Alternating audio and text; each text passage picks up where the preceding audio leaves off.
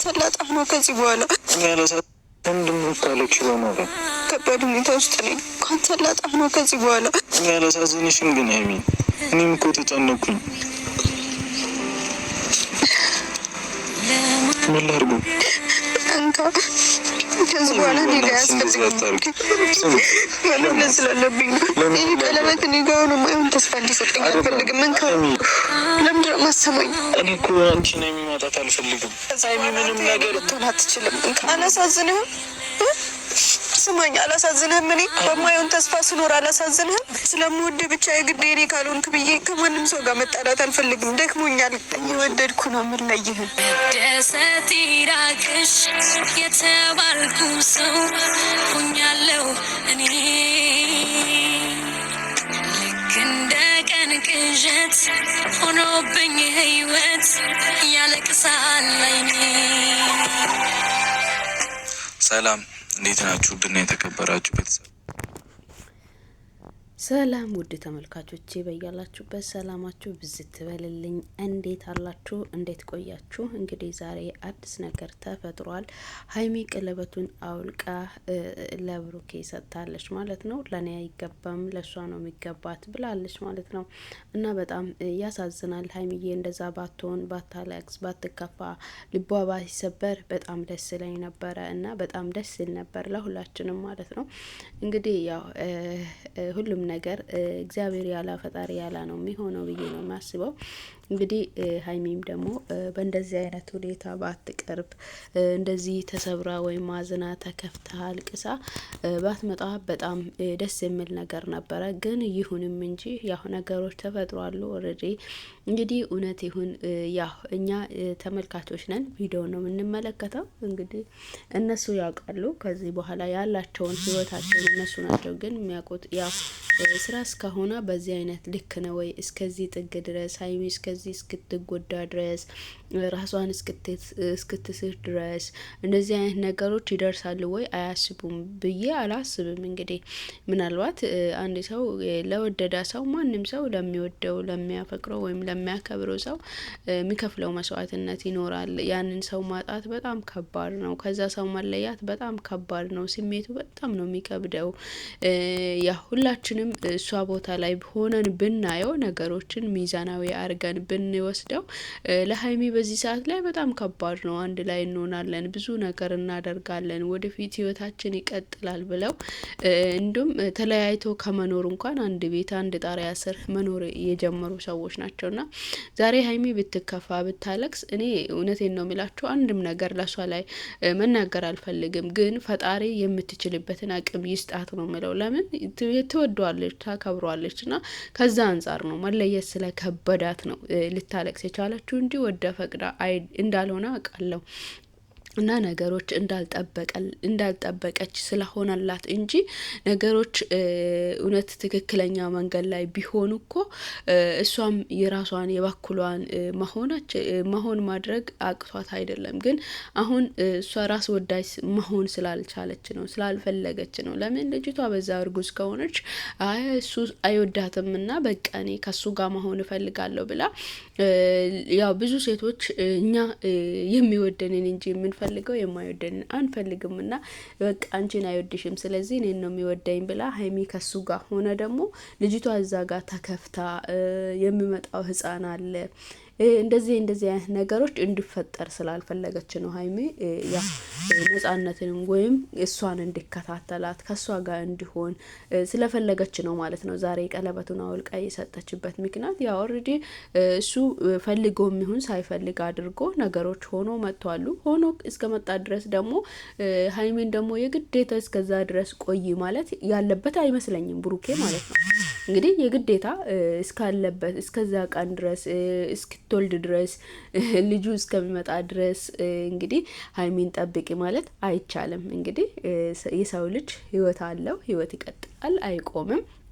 ያው ብሩኬም ቢሆን በእሷ ቦታ ላይ ቢሆን የሚያደርገውና የሚወስንበት ውሳኔ ነው ዛሬም ሀይሚ የወሰነችው ማለት ነው። በጣም በሚገርም ሁኔታ እንግዲህ ብሩኬ ያው እኔ እሷ ወይም ልጅቷ እውነቱን እስካልተናገረች ድረስ ወይም ልጁ እስካልተወለደ ድረስ እውነቱ በየትም ሊታወቅ አይቻልም ብሎ እንግዲህ ደምድሞታል ማለት ነው። ነገሮቹን ደምድሞታል። እሱም እንደተገናኘ እዛ ቀን ምን እንደተፈጠረ እንግዲህ ያው እዛ ጋር እዚያች ጋር ምን እንደተፈጠረ ካላ ከልጅ ጋር እንደተኛ እኮ በግልጽ ያው ያሳውቃል ማለት ነው። ሀይሚ ዛሬ በድጋሚም ጠይቀዋለች። ስትጠይቀው አግኝቻታለሁ፣ ተገናኝተናል፣ መጥቻለሁ ብለዋል።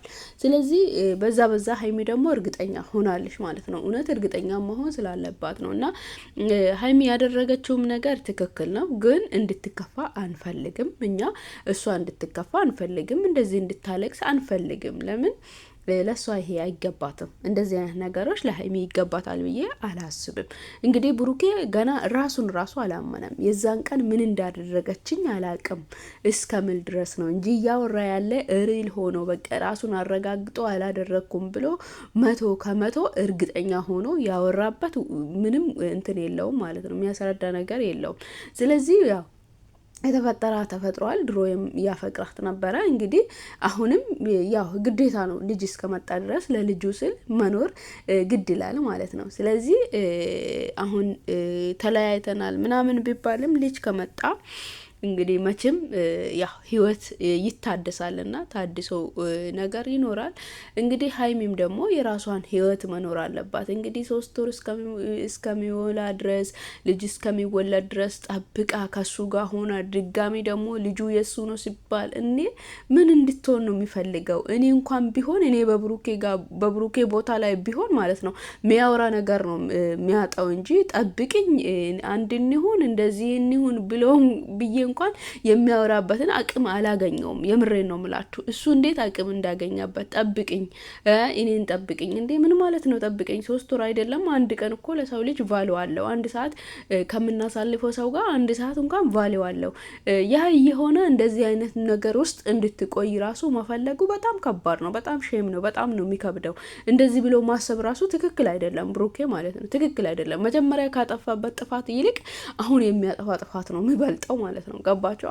እንደውም ያ ሆኖስ ራሱ እንዴት ሊተማመንች? አሁን እነዚህ ሰዎች ሰው አይደለም እና እግሬና እግር ሲጋጭ የለ ሁሌም ሲጋጭ እሱ እንደዚህ ሰው ጋር የሚመጣ ከሆነ ሁሌም ሲጋጭ ድሮ ያለፈ ታሪክ ከተባለ ሰው ጋር መጥቶ የሚሸሸግ ከሆነ ነገሮች እንደዚህ ሆኖ ነው ማለት ነው የሚፈጠረው። ስለዚህ ምን ያህል ሀይሚስ እርግጠኛ ሆና ነው ከሱ ጋር አብረ እንድትቆይ የፈለገበት ምክንያት እኔ አልገባኝም። ብቻ እኔ ምን እንደምለው ራሱ ብሩኬ በጣም ነው የሚገርመኝ ማለት ነው። እና እንደዛ ብሎ ራሱ ማሰቡ በጣም ከባድ ነው።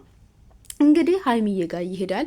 ሀይሚዬ ጠርተዋለች፣ ማገኘት ትፈልጋለሁ ብላ ጠርታለች እያለ ነው እንግዲህ እሷ ጋር ይሄዳል። እሷ ጋር ሲሄድ ደግሞ ምን እንደሚፈጠር ደግሞ አብረን የምናይ ይሆናል ማለት ነው። ወደ ቪዲዮ ወስዳችኋለሁ። ቪዲዮን አብረን እንመልከት።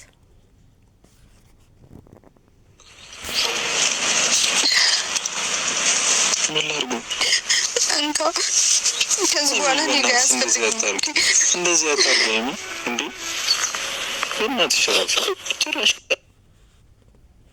ትናንት የተሰማኝን ስሜት ልነግርህ አልችልም።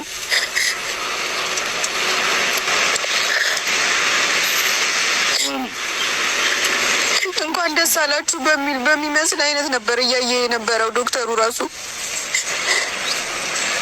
በእናትሽ እኔና አንቺ መለያየት የለብንም። እሱ ምን ላድርግ? እውነቱን ተረጋግተን አብረን ሆነን መፍታት አንችልም? ከዚህ በላይ አታሳዝነኝ። በቃ ብሩኬ፣ አብረን ሆነን እኔ ፈልጌው አይደለም። ሲጀመር የፈለግኩ ቀለበቱን ልመልስልህ ነው። ለእኔ ሳይሆን ለእሷ ነው ከዚህ በኋላ የሚገባት፣ ለልጅ እናት። እንግዲህ ቀለበቱ ለኔ አይደለም የሚያስፈልገው ለልጅ እናት ነው የሚያስፈልገው እንጂ ለኔ አይደለም። ከዚህ በላይ እንዳታሳዝነኝ። እንግዲህ አብረን ቆይተን አብረን ሆነን እንጋፈጠው።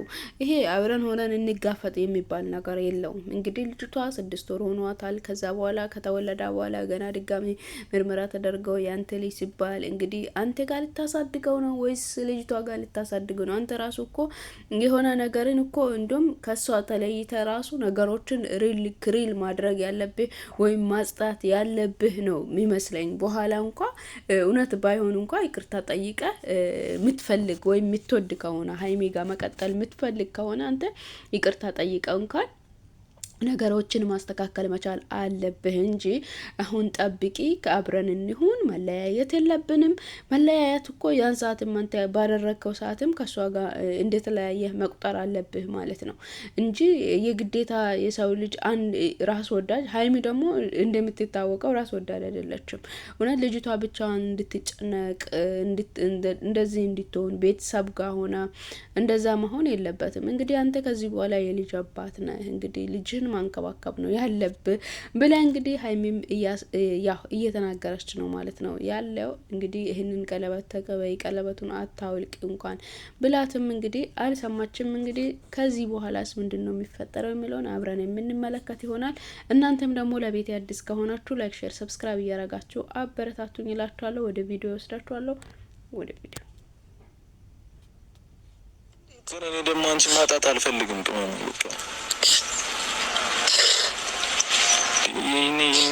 አንተን ማጣት እፈልጋለሁ። አንተን ማጣት እፈልጋለሁ። እኔ ይሄ ቀለበት ማይሆን ተስፋ እየሰጠኝ ነው። ብሩክ አይገባህም እንዴ? አይገባህም? ቀለበት መመለሱ ነው ታዲያ። ለምን ደግሞ አትረዳኝ? እንዲሽ ሀረሳት እያለቅሽ ምንድነው? እሺ አንቺ ራሱ የምትልጁ ምን ላድርግ? እኔ እኮ እየጠራሽን ደስ ስለሚል ነገር መስሎኝ ነበረ። ተስፋ ምንም ደስ የሚል ነገር የለም ብሩኬ፣ ምንም ደስ የሚል ነገር የለም። እኔ ከሐኪም ቤት ቀጠሮ ነበረኝ። በዛው ነው አንተን ላገኝ የፈለግኩትኝ። እንካው አሚ አትሲም። በቃ ቀለበትን አልፈልግም። በእናትሽ ምሳምን ሆነ አልፈልግም። በቃ ትጨቃጨቀኝ በእናትሽ። ለምን አትሰሚኝ? እንካ ቅመሚ ከፈለክ ጣለው።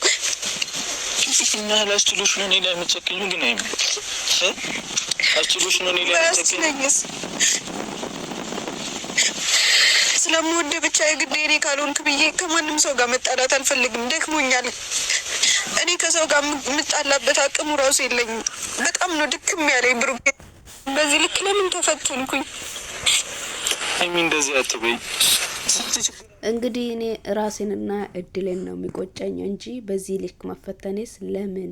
እንግዲህ ከዚህ በኋላ አላለቅስም እያለች ነው፣ ያው እበረታለሁ እያለች ነው። እሱም እንግዲህ በዚህ ልክ አታልቅሽ፣ አንቺ ለምን ታለቅሻለሽ? ራስሽን ለምን ትጎጃለሽ? እያላት ነው። እንግዲህ ሀይሚዬ አታልቅሽ።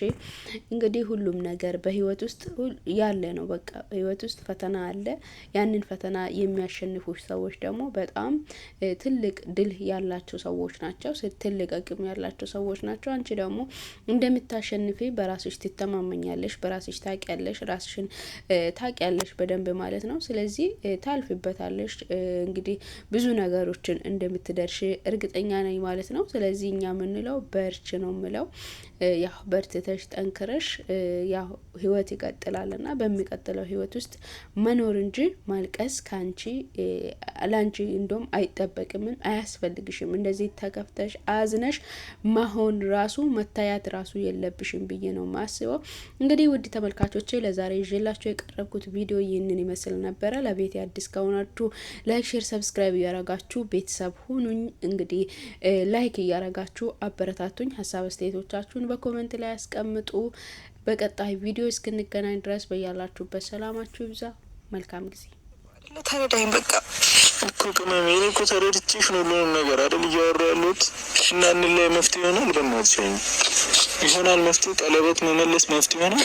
ምን ላድርግ? እሺ ቅመም፣ ኧረ ሀይሚ በእናትሽ ተይ። ሀይሚ ስንት ተስፋ አለን እኮ እኛ፣ ብዙ ተስፋ አለን። ተስፋ የለም ተው አለን ሀይሚዬ። እንዴ ግዴታ ረገዘች እና የኔ ልጅ ነው ማለት ነው? ይልሽልኛል አላውቅም። እሱን ፈጣሪ ብቻ ነው የሚያውቀው። ግን ለምን እኔን በዚህ ልክ ለምን ፈተና ውስጥ ገባሁኝ? እኔ ከፈጣሪ ጋር ራሱ ጸብ ውስጥ